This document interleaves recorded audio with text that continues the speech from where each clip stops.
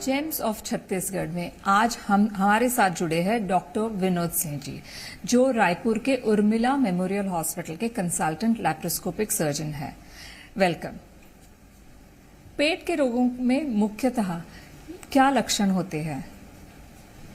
Madam, it depends on which part of stomach या intestine is involve. Upper intestine involve होती है, lower GI tract involve है या hepatobiliary involve है। और ये सब मिला करके हम ये कह सकते हैं कि पेट को एक्चुअली हम लोग 3 भाग में बांट सकते हैं, ऊपरी भाग, मध्य भाग और निचला हिस्सा। तो ऊपरी भाग में हमारा इसोफेगस आ जाता है, स्टमक आ जाता है। सेकेंड पार्ट में जो मध्य हिस्सा है उसमें हेपेटोबिलियरी पूरा आ जाता है, पेंक्रियाज आ जाता है, लीवर, गॉल ब्लैडर, सीबीडी। निचले हिस्से में बड़ी आंत आ जाती है और छोटी आंत का थोड़ा सा भाग आता है। तो निचले हिस्से में जो भी उससे रिलेटेड जितनी डिजीजेज हैं वो सब होती हैं। ये 3 पार्ट में बेसिकली हम इंटेस्टाइन को डिवाइड कर सकते हैं। जी, अगर हम ऊपर के भाग के बारे में बात करें तो इनमें क्या डिजीजेज आपको दिखाई देती है? अभी तो देखने में मुख्यतः ये आया है कि इस समय सबसे ज़्यादा जो ऊपरी भाग में प्रॉब्लम होती है वो गैस्ट्राइटिस की होती है लोगों को। वो एक लाइफस्टाइल डिजीज आजकल हो चुकी है। हर 5वां आदमी हिंदुस्तान का गैस्ट्राइटिस से ग्रसित है। जो बाकी चीज़ें हैं ऊपरी भाग में, तो गैस्ट्राइटिस हो सकता है, गैस्ट्रिक अल्सर्स हो सकते हैं, फिर आपका मैलिग्नेंसी हो सकती है, गैस्ट्रिक आउटलेट ऑब्स्ट्रक्शन हो सकता है। बहुत सारी चीज़ें हैं जो हो सकती है ऊपरी भाग में। और इसोफेजाइटिस हो सकती है, इसोफेजियल कैंसर्स हो सकते हैं, हाइटस हर्निया हो सकता है, रिफ्लक्स की वजह से इसोफेजियल स्ट्रिक्चर हो सकता है। तो ऐसे देखा जाए तो बहुत सारी बीमारियां हैं जो अपर पार्ट ऑफ इंटेस्टाइन में, ऊपरी भाग ऑफ आंत में होती हैं। और अगर लोअर पार्ट के ओर हम बढ़े तो उसे देखें तो फिर कौन सी बीमारियां हैं? देखिए, अगर मध्य भाग में देखेंगे तो लीवर से रिलेटेड जितनी बीमारियां होती हैं, पित्त की थैली या पित्त के नाल से रिलेटेड जितनी बीमारियां होती है, उसमें पित्त में थैली में स्टोन एक बहुत कॉमन, जिसको कोलीलिथियासिस कहते हैं। लीवर में बहुत से प्रॉब्लम है, हेपेटाइटिस होता है, लीवर में हाइड्रेटेड सिस्ट होता है और लीवर ट्यूमर भी होता है। पेंक्रियाज में पेंक्रेटाइटिस होता है, पेंक्रियाटिक सूडोसिस्ट होता है, पेंक्रियाटिक कैंसर होता है।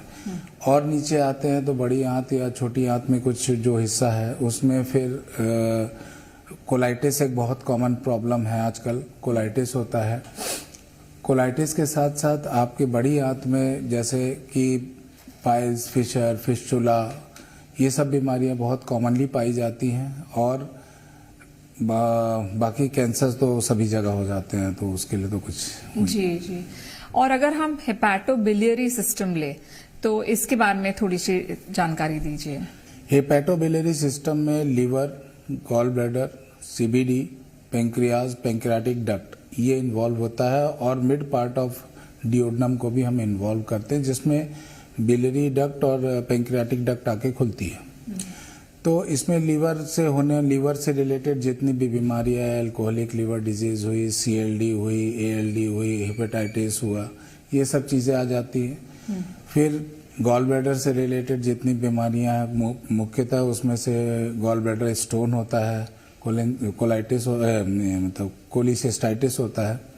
फिर गॉल ब्लैडर की जो नली है जिसको हम सीबीडी कहते हैं, कॉमन बाइल डक्ट, उससे रिलेटेड बहुत सारे कोलेंजाइटिस होता है, आपका सीबीडी स्टोन्स होते हैं, कोलेंजाइटिक कार्सिनोमा होता है, कोलेंजियो कार्सिनोमाज होते हैं।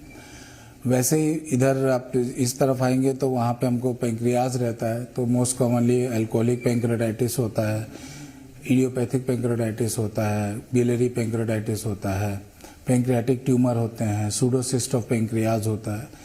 तो ये सब बीमारियां ये हेपेटोबिलियरी में आती है। पेंक्रियाटिक डक्ट स्टोन होता है। जी। अब अगर हम रिफ्लक्स के बारे में बात करें तो इसके बारे में भी आप हमें कुछ बता दीजिए।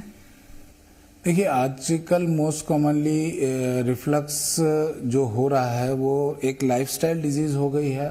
और जिन लोगों का एब्डोमिनल प्रेशर बढ़ जाता है, खासतौर पे फीमेल्स में, मेल्स जिनका वेट बढ़ रहा है, फिर स्मोकर्स में certain medications like hypertensive drugs हुई, एंटी एलर्जिक ड्रग्स हैं, एंटी साइकोटिक ड्रग्स है उनमें, एंड दो पेशेंट जिनको हाइटस हर्निया है।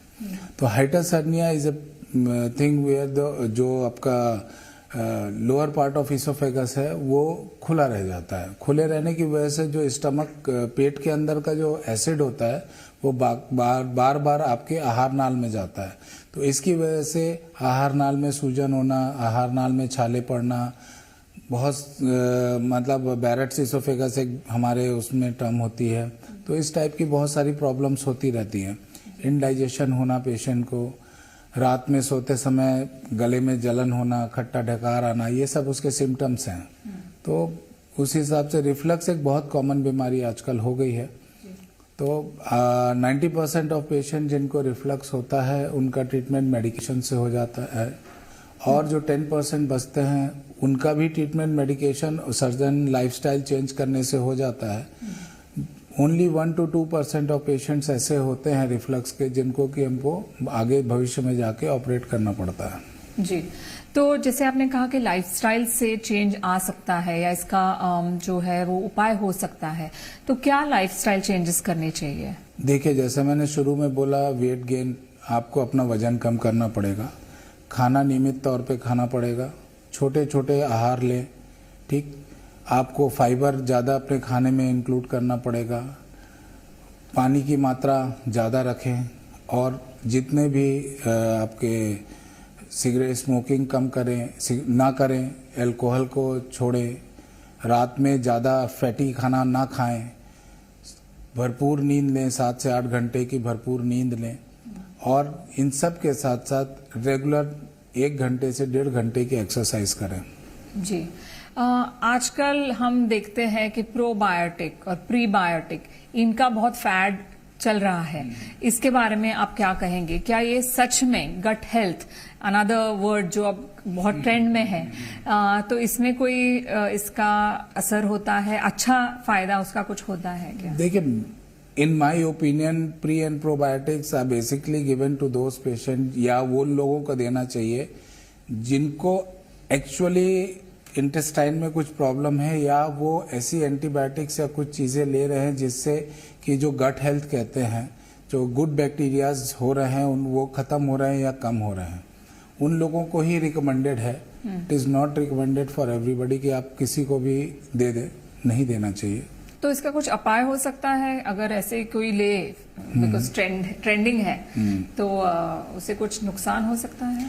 देखिए मैडम, ये हमारे शास्त्रों में भी कहा गया कि अति सर्वत्र वर्जित, किसी भी चीज़ की अति अच्छी नहीं होनी चाहिए, और जो चीज़ जिस जगह जिस चीज़ के लिए इंडिकेटेड है उस चीज़ को ऐसा लिया जाए। तो अगर आप प्री प्रोबायोटिक की बात कर रहे हैं तो आप जो दही खाते हैं हम लोग, उसमें भी प्री प्रोबायोटिक्स रहते हैं, यू कैन टेक इट। जी, और अगर गट हेल्थ हमें रीसेट करना है, जैसे आयुर्वेदा में पंचकर्मा होता है वैसे ही, लेकिन अगर वो नहीं करना है, जनरली हमें देखभाल करनी है हमारे गट हेल्थ की, तो क्या आपका क्या आप इंफॉर्मेशन दे सकते हैं? देखिए, गट हेल्थ गट का जो मुझे अभी तक की प्रैक्टिस में समझ में आया है कि एक बहुत बड़ा कारण होता है स्ट्रेस। स्ट्रेस और लाइफस्टाइल, यदि आप अपनी लाइफस्टाइल को ठीक कर लेंगे, स्ट्रेस को कम कर सकते हैं। देखिए, आप ये बोले कि आप स्ट्रेस कम कर दीजिए, खत्म कर दिए, संभव नहीं है। हर चीज का स्ट्रेस है, आप स्ट्रेस को आप टोटली खत्म नहीं कर सकते, उसको कंट्रोल कर सकते हैं, मैनेज कर सकते हैं। और आप वो काम करिए जिसमें आपको खुशी मिलती हो, वो एक्टिविटीज करिए, स्पोर्ट्स खेलिए, डू सम फिजिकल वर्क, और रेगुलर रूटीन में आप हाई फाइबर डाइट, पानी अच्छा पीजिए, लिमिटेड मतलब एक 3 से 4 लीटर का पानी पीजिए, अच्छी 7 से 8 घंटे की नींद लीजिए, और एक्सरसाइज करिए। इट विल टेक टाइम, थोड़ा टाइम लेगा, मगर धीमे से आपका गट जो है वो अपने आप सेटल हो जाता है। जी, और ये जो आजकल हमारे लाइफ में हेवी मेटल टॉक्सिसिटी है, या जो हम पैकेज्ड फूड खाते हैं उसमें इतने सारे केमिकल्स होते हैं, तो उससे निगेट करने के लिए, उससे मतलब फाइट करने के लिए क्या खाना खाना चाहिए? देखिए, सबसे बेस्ट खाना होता है कि आप पैकेज फूड खाना बंद कर दीजिए, जंक फूड खाना कम कर दीजिए। बंद तो नहीं कर सकते, now it's become a part of life, आप उसको कम कर दीजिए। आप अपने खाने में फाइबर इंक्रीज करिए। फाइबर एक ऐसी चीज है जो कि आपके खाने में टॉक्सिन्स के एब्जॉर्प्शन को कम करेगा और it will improve your gut motility. Second, पानी खूब पीजिए। थर्ड, जितना हो सके अवॉइड करिए कि आपको जंक फूड या टैंड फूड या कैंड फूड जो रहता है वो ना ले, क्योंकि देखिए उनकी चीज़ों को स्टेबलाइज करने के लिए आपको प्रिजर्वेटिव्स डालने पड़ेंगे और they are basically the preservatives, they are harmful for us. Colonic कराना ये भी एक नया फैट चल रहा है आजकल, तो इसके बारे में आप क्या कहेंगे? कोलोन, देखिए इस समय मैं सिंपल सी आपको वही बात बताया ना कि when ever your intestine is good health, is in good health, आपके कोलन में भी कोई प्रॉब्लम नहीं होगी। जब भी आजकल मेरे पास भी बहुत सारे पेशेंट ऐसे ही चले आते हैं, दे केम टू माई ओपीडी और बोलते हैं सर मेरे को एंडोस्कोपी करानी है, सर मेरे को कॉन्स्टिपेशन बहुत हो रहा है, मुझे कोलोनोस्कोपी करानी है। तो कॉन्स्टिपेशन कोलोनोस्कोपी से ठीक नहीं होगा, बट हाँ we can see something. Colonoscopy में हम ये देख सकते हैं कि what are the causes of constipation. Second, आजकल जो कॉन्स्टिपेशन है, अभी हम लोग एक नया बायो फीडबैक करके चालू किए हैं। In that we can use the मतलब मैनोमेट्री करते हैं, colonic manometry we do, and then by using bio feedback mechanism एक बहुत अच्छी वो है जिसमें क्रॉनिक कॉन्स्टिपेशन को आप ट्रीट कर सकते हैं। जी, तो जैसे मेरे कई सारे दोस्त हैं वो यही कहते हैं अरे बहुत साफ लगता है पेट अगर हम कोलोनिक करें, तो मेरा यही मानना है कि जरूरी नहीं है। जो चीज ठीक तरह से चल रही है तो उसमें क्यों हम कुछ एक्सटर्नली बाधा डाले। जो चल रहा है सही चलने दीजिए। कोई सिम्टम्स होगा तो डेफिनेटली जीआई सर्जन्स और डॉक्टर्स तो है ही हमारे पास। आप हमसे जुड़े, हमें इतनी अच्छी इन्फॉर्मेशन दी, उसके लिए बहुत बहुत शुक्रिया। Thank you ma'am.